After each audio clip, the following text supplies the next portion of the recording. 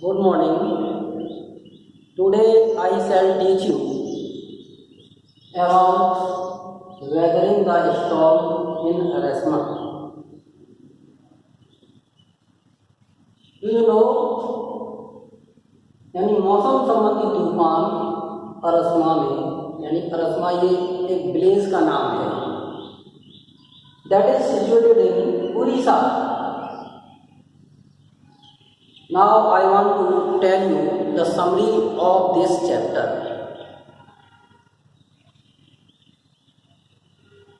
The main character of this chapter is Prashant.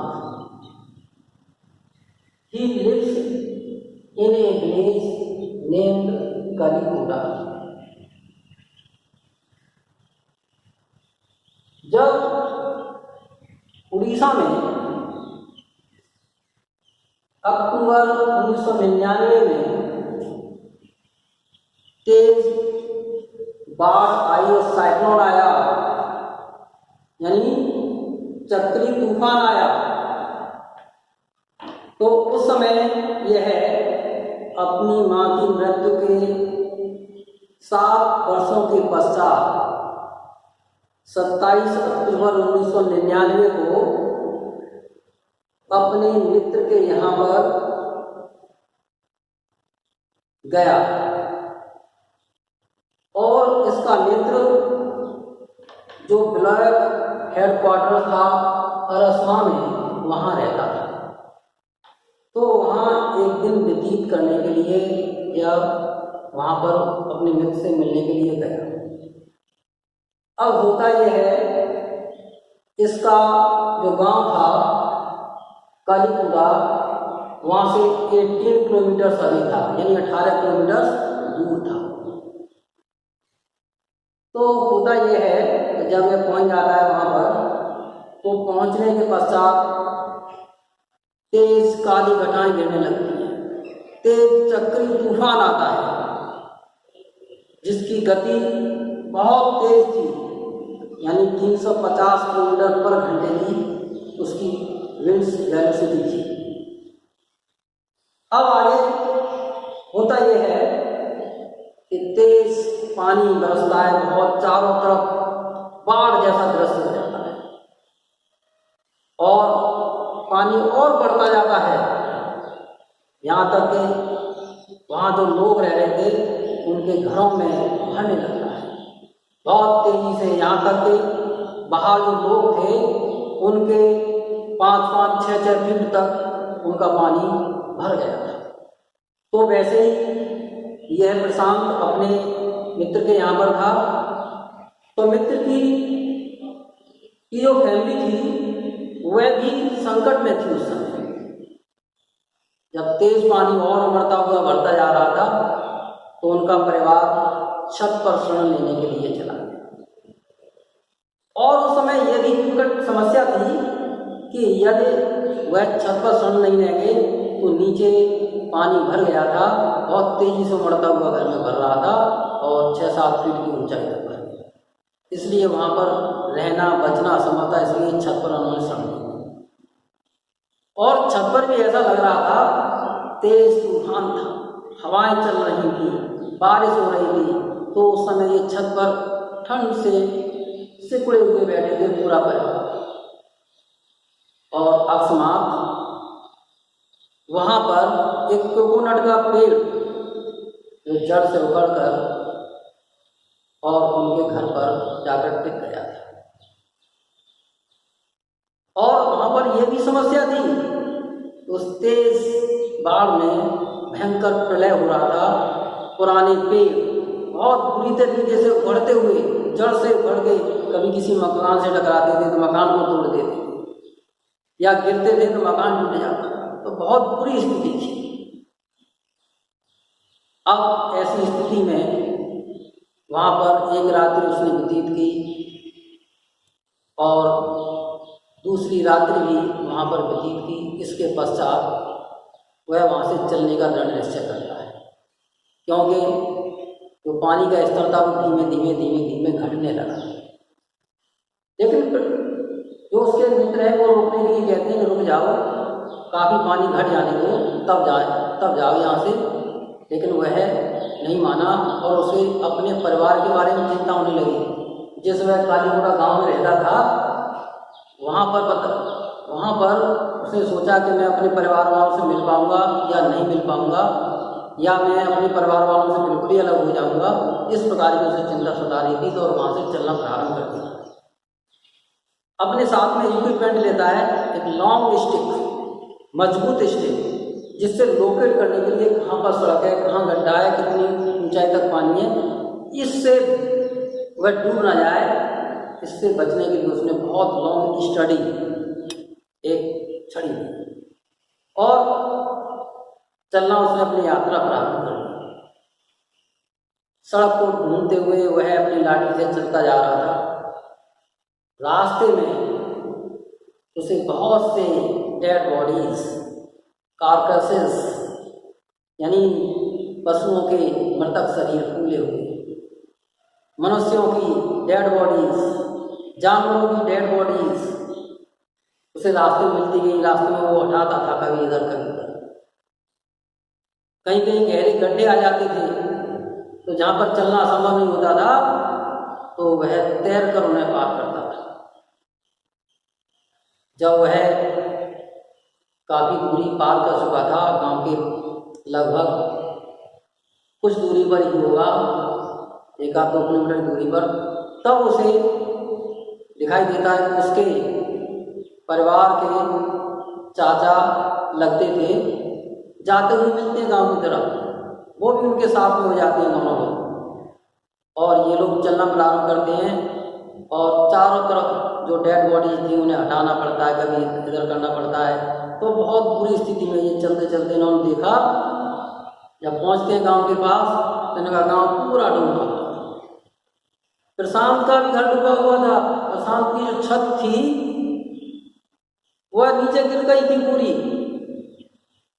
और वहां पर जो पेड़ थे, जो प्रशांत का सामान था, वह पेड़ों में फंसा हुआ था। तो वह देखकर बहुत दुखी होता है, लेकिन देखता है कि जो एनजीओ द्वारा एक शरण स्थली बनाई गई है और उस शरण स्थली पर पहुंचता है। तो पहुंचते ही सबसे पहले उसकी नानी मिलती है, जो कि भूख से बहुत व्याकुल थी। वह उससे तुरंत ही दौड़ती हुई बिल्ली को जाती हैं और उससे गले से लगा देती है। फिर वह देखता है उसके और भी परिवार के सदस्य मिलते हैं उसे, और दौड़े हुए चले जाते हैं और उससे मिलते हैं। वो तो ये सोच बैठे थे कि प्रशांत तो कहीं चला गया और वह दोबारा नहीं मिल पाया, लेकिन प्रशांत एक अच्छी दृष्टिकोण रखने वाला व्यक्ति था, और उसने वहाँ पर जो एनजीओ का टेंट देखे तो उसने पाया कि बहुत गंदगी थी, चारों तरफ डेड बॉडीज पड़ी हुई थी इधर उधर। लेकिन उसने क्या किया कि नए लोगों की टीम बनाई, बच्चों की टीम अलग बनाई, महिलाओं की टीम अलग बनाई, और उसने सभी को काम देना प्रारंभ कर दिया। सबसे पहले तो उसने ये किया कि वहाँ पर खाने के लिए कुछ नहीं था, केवल नारियल के पेड़ कुछ चारों तरफ गिरे हुए थे, उनसे लोग अपने कोकोनट्स प्राप्त करके उनसे ही अपना जीवन यापन कर रहे थे। थोड़ा बहुत चावल दे दिया गया था सरकार के द्वारा, और नहीं दिया गया था। तो उसने एक यूथ